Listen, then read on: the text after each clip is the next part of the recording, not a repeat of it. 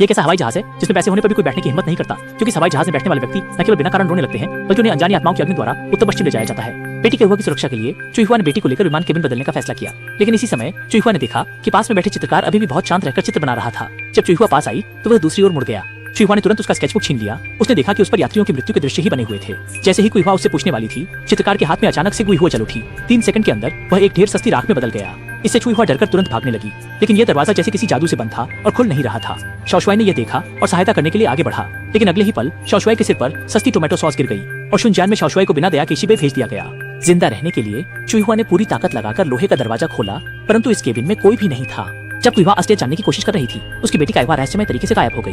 तभी चुईहुआ को समझ नहीं आया क्या करें। तभी उसने अपनी बेटी की चीख सुनाई दी और फिर चुईहुआ ने देखा कि उसकी बेटी के पीछे से एक भूतिया परछाई धीरे धीरे बाहर आ रही है। ये देख चुईहुआ तुरंत दौड़ पड़ी और फिर चुईहुआ समय जैसे ठहर गया हो वैसे धीरे से चलना शुरू कर दिया और पलक झपकते ही वह 30 साल पहले लौट गई। दरअसल ये सब एक सपना था। उसने 30 साल बाद के विमान में यात्रा नहीं की थी, यहाँ तक कि उसकी बेटी भी कल्पना मात्र थी। सिर्फ उन लोगों को शनपो की सुरक्षा प्राप्त होती थी जो 19वीं पंक्ति में बैठते थे। चुईहुआ को अचानक सब कुछ समझ में आ गया। उसने तुरंत माँ को वापस सीट पर बैठने के लिए बुलाया, लेकिन विमान में अचानक एक बड़ा छेद हो गया। माँ बगल की सीट से टकराई और बेहोश हो गई। चुईहुआ ने तुरंत अपनी ताकत से उन्हें सीट पर संभाला। इस समय विमान तेजी से नीचे की ओर जा रहा था और पल भर में जमीन पर गिर गया। अच्छा हुआ कि चुईहुआ को शनपो का आशीर्वाद मिला और वह जीवित बच गई।